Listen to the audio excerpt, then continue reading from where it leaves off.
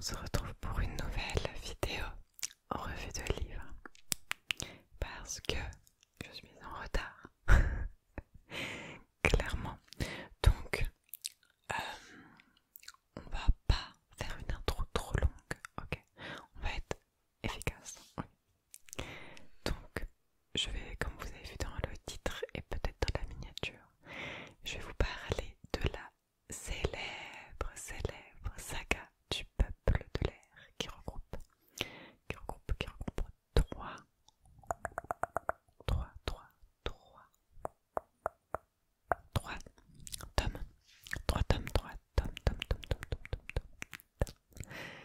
trois tomes, ok. J'espère que tu as compris ce que je vais pas répéter. Trois tomes. En vrai, il y a trois tomes, mais il y en a un en plus que tu n'es pas obligé de lire, qui est sur un autre personnage. Et apparemment, genre, t'es sûr, il y a un autre livre qui va sortir juste sur le personnage masculin. Sur le personnage masculin de la saga. Mais globalement, la saga, elle a trois tomes principaux. Je sais pas, j'avais envie de faire du visuel là, j'étais chaud. Alors, donc, le Peuple de l'air se compose de trois tomes, dont le premier s'intitule Le Prince Cruel. Très beau livre, mais vraiment très beau. Je me décale. Le Prince Cruel. Donc,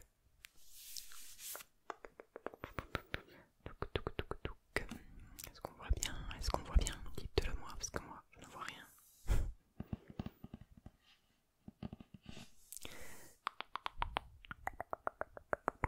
Le Prince Cruel. Donc ça c'est le tome 1. Donc c'est ce par quoi vous devez commencer si vous voulez lire cette saga. Ok. Le tome 2, c'est Le Roi Maléfique. Le Roi Maléfique. Le roi. J'ai du mal. Maléfique. Et le tome 3 et le dernier tome, c'est La Reine sans royaume. La Reine sans royaume.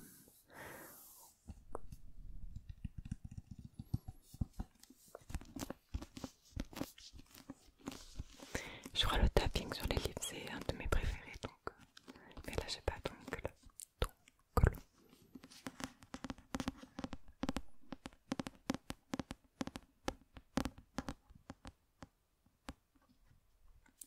Dites-moi si vous préférez le tapping rapide,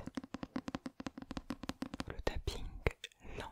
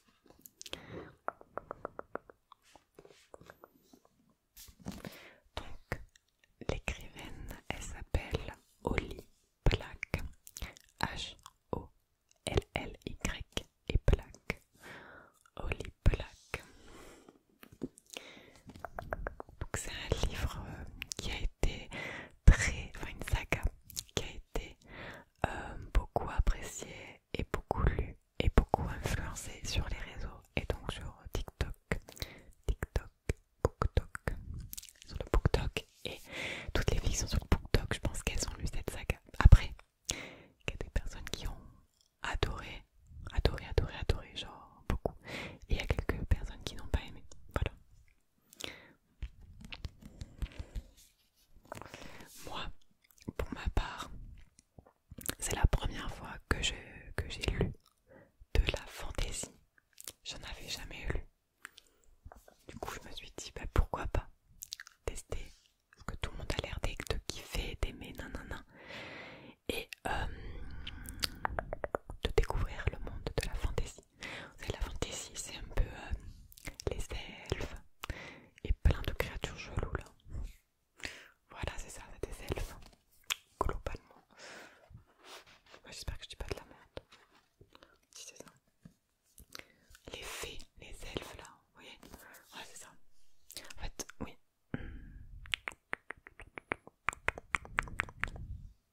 Ah non, c'est des fées. Je vois pas la dire. Dites-moi les pros là. Bref, c'est des fées, des elfes. Bref, ok.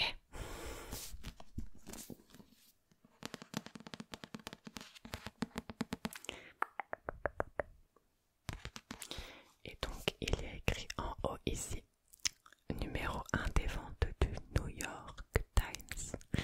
Et c'est pour ça aussi que j'ai acheté, parce que moi j'aime bien les livres qui sont élus, qui ont des prix et tout, surtout dans le monde de la fantaisie, du fantastique. Parce que souvent du coup ça en vaut le détour. Du coup, c'est presque des valeurs sûres, on va dire, mais c'est possible de pas aimer aussi. Hein. Moi en tout cas j'ai bien aimé cette saga là. Je vais vous lire le résumé si vous ne connaissez pas. Alors, aiguise ta lame et endurcis ton cœur. C'est le titre un peu du résumé. Aiguise ta lame et endurcis ton cœur. Alors, le résumé.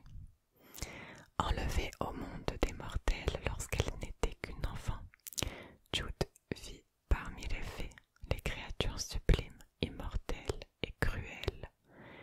Mais être humaine à terre à fée est un défi incessant. Et savoir manier l'épée, maîtriser les usages, se protéger des sortilèges, tout cela ne suffit pas. D'autant que Jude s'est fait un ennemi de joie, le prince Cardan, un des héritiers de la couronne. Pour gagner sa place à la cour, appartenir vraiment à cette terre de magie, Jude doit le défier, quelles qu'en soient les conséquences. Voilà, ça c'était le résumé. Et dessous on a deux petits. On a à couper le souffle de Publisher Weekly. Et Holly Black crée des mondes imaginaires avec Maestra.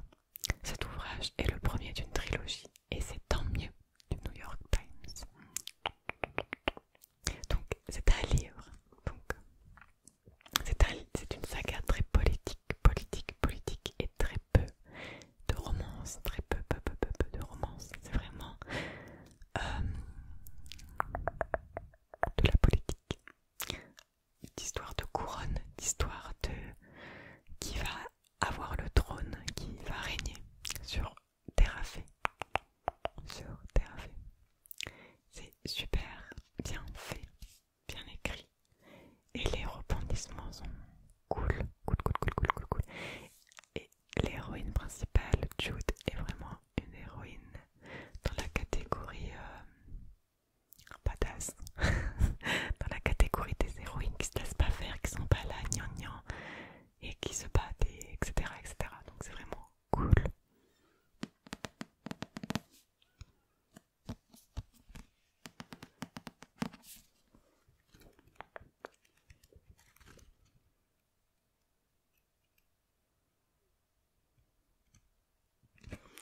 Et pour ceux qui aiment ça, il y a une carte au début du monde pour se repérer. Ah, mes cheveux.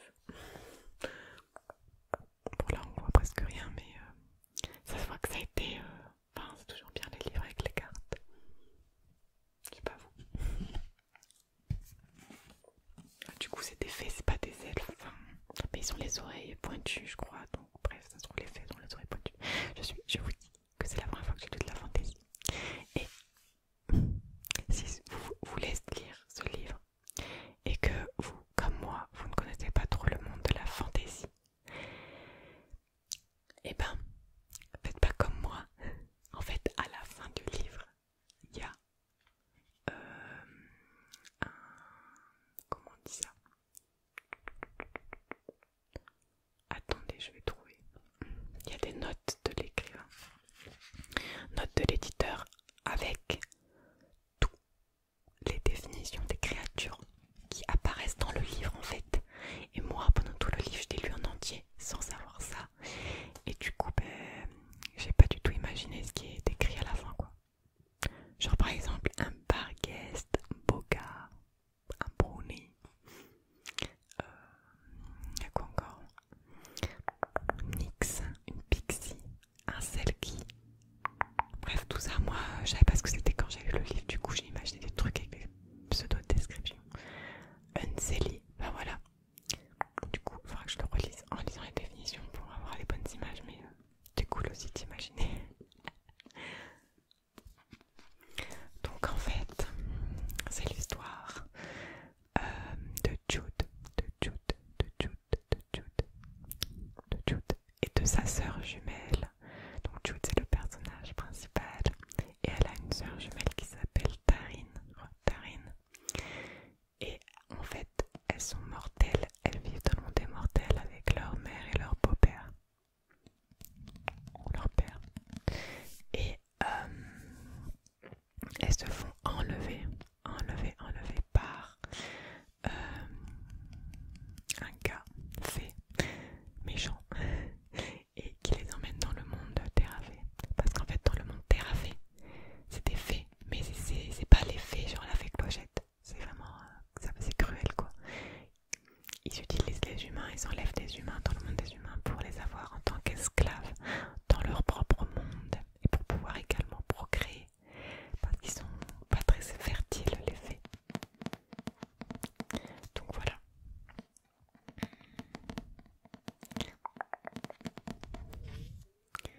J'ai beaucoup aimé. J'ai eu un peu de mal au début à lire parce que j'ai l'impression que la traduction n'est pas ouf. Il y a des formulations de phrases. J'étais là. C'était pas fluide à lire. C'est ça que je reproche un peu au tome 1, mais c'était peut-être le temps que je me mette dedans parce que le tome 2 et 3, je n'ai pas eu ce problème là. Donc je ne sais pas.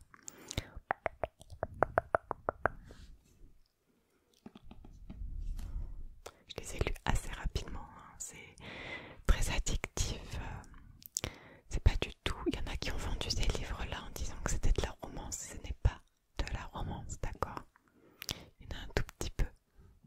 Mais surtout dans le tome 1 et 2,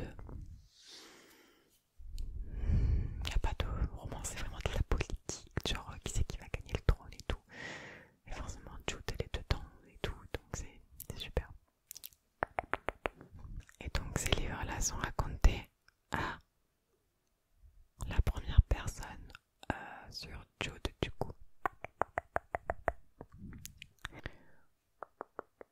Mais c'est magnifique ces couvertures. Voilà, c'est tout. J'espère que cette petite revue t'aura plu. En tout cas, moi j'ai aimé, adoré la faire, j'aime trop présenter des livres que j'ai lus et vous lire un peu le résumé peut-être pour vous donner envie. Bon, cette saga-là, j'avoue qu'elle était connue, donc vous l'avez sûrement déjà vu peut-être même dans d'autres vidéos ASMR, etc. Mais si pour commencer la fantaisie, c'est pas mal, vu qu'il y a les définitions également à la fin. Moi ça va, j'ai plutôt aimé. Enfin j'ai beaucoup aimé d'ailleurs. Et c'était pas très compliqué à lire. Et moi j'aime bien ces histoires de couronne, etc. D'ailleurs, je vais bientôt vous faire une autre vidéo parce que là je viens de finir la saga Red Queen. Et il faut que je tourne la vidéo plus rapide parce que sinon j'ai oublié l'histoire. Parce que là ça fait quand même quelques mois que je l'ai lu du coup. Mais je m'en souviens